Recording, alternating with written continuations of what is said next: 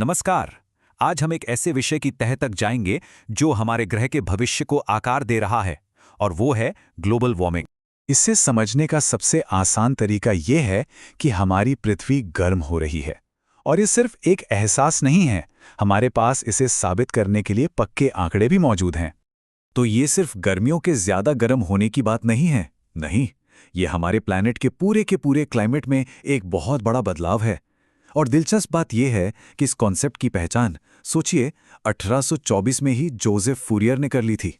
तो चलिए देखते हैं कि ये सब कैसे काम करता है, इसके पीछे के सबूत क्या हैं और दुनिया भर में इसे लेकर क्या किया जा रहा है। आइए इन सभी सवालों के जवाब ढूंढते हैं। तो सबसे पहले ये समझना ज़रूरी है कि आखिर ये प्लैनेट गर्म हो क्यों रहा है। इसके पीछे की मुख्य प्रक्रिया क्या है। देखिए, ये एक नेचुरल प्रोसेस है और ये हमारे जीवन के लिए ज़रूरी भी है। लेकिन असली प्रॉब्लम तब शुरू होती है जब गैसों का ये कंबल ज़रूरत से ज़्यादा मोटा हो जाता है। तो अब सवाल ये उठता है कि इस कंबल को कौन सी गैसें मोटा कर रही हैं। चलिए, इसके जो मुख्य जिम्मेदार कारण हैं उन पर एक नज़र डालते हैं। जैसा कि वर्ल्ड मीटेरोलॉजिकल ऑर्गेनाइजेशन के ये आंकड़े दिखा रहे हैं, कार्बन डाइऑक्साइड यानी CO2 इसका सबसे बड़ा कारण है। और जानते हैं सबसे बड़ी दिक्कत क्या है? ये गैस हमारे वायुमंडल में सैकड़ों सालों तक बनी रहती है, जिससे इसका असर समय के साथ बढ़ता ही जाता है। और यहाँ हम साफ साफ देख सकते हैं कि हमारी रोज़मर्रा की गतिविधियाँ, जैसे कि गाड़ियों और फैक्ट्रियों में जीवाश्म ईंधन का जलना और खेती, ये सब सीधे तौर पर इन पावरफुल ग्रीनहाउस गैसों के उत्सर्जन से जुड़े हुए हैं। अच्छा, यहाँ एक बहुत ज़रूरी बात समझने वाली है। भले ही वाटर वेपर यानी जलवाष्प गर्मी को रोकता है, लेकिन असल में CO2 जैसी गैसें हैं जो लंबे समय तक वायुमंडल में टिकती हैं और तापमान को कंट्रोल करती हैं। ये एक तरह से हमारे क्लाइमेट का थर्मोस्टैट है।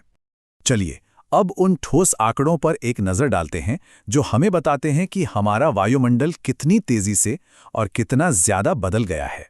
औद्योगिक क्रांति से पहले की बात करें तो हमारे वायुमंडल में CO2 का लेवल करीब 278 पार्ट्स पर मिलियन पर स्टेबल था, यानी स्थिर था। और आज ये संख्या बढ़कर लगभग 420 पार्ट्स पर मिलियन हो गई है। इतना लेवल पहले कभी नहीं देखा गया। ये सिर्फ एक नंबर का बढ़ना नहीं है, असल में ये कुछ ही 100 सालों में हुआ एक बहुत बड़ा और बहुत तेज बदलाव है। इतनी तेजी से कि हमारे ग्रह के सिस्टम को इसके साथ एडजस्ट करने का समय ही नहीं मिल रहा है। तो आज की तस्वीर कुछ ऐसी है। दुनिया की जो सबसे बड़ी अर्थव्यवस्थाएं और सबसे ज्यादा आबादी वाले देश हैं, वही सबसे ज्यादा उत्सर्जन भी करते हैं। और यही बात इस समस्या को एक बहुत ही जटिल वैश्विक चुनौती बना देती है। तो जब सबूत इतने साफ हैं, तो सवाल यह है कि दुनिया ने इस पर क्या प्रतिक्रिया दी है। देखिए, दशकों से एक ग्लोबल प्लान बनाने की कोशिश चल रही है और इसमें कुछ बहुत ही अहम मोड़ आए हैं जिन्होंने हमारी आज की स्ट्रैटेजी को आकार दिया है। इन सभी समझौतों का जो सेंट्रल गोल है, जो मुख्य लक्ष्य है, वो एक कॉन्सेप्ट है जिसे कहते हैं नेट जीरो। यहाँ हम देख सकते हैं कि दुनिया भर के देश इस लक्ष्य को लेकर कमिटेड तो हैं, लेकिन सबकी टाइमलाइन अलग-अलग है। ये उनकी अपनी अपनी राष्ट्रीय परिस्थितियों को दिखाता है। तो हमारे पास साइंस है, हमारे पास एक प्लान भी है, लेकिन सवाल ये है कि भविष्य में होने क्या वाला है। अब जो असली चुनौती है, वो सिर्फ समझौता करने की नहीं है, बल्कि उस समझौते को लागू करने और उसकी जवाबदेही तय करने की है। ये नंबर 1.5 डिग्री सेल्सियस, ये बहुत ज़रूरी है। दुनिया भर के वैज्ञानिक इस बात पर सहमत हैं कि अगर हम इस सीमा से नीचे रह पाते हैं तो हमारे पास क्लाइमेट चेंज के सबसे विनाशकारी और अपरिवर्तनीय प्रभावों से बचने का सबसे अच्छा मौका होगा। तो ये हमें आने वाले सालों के लिए एक बहुत ही अहम सवाल के साथ छोड़ देता है।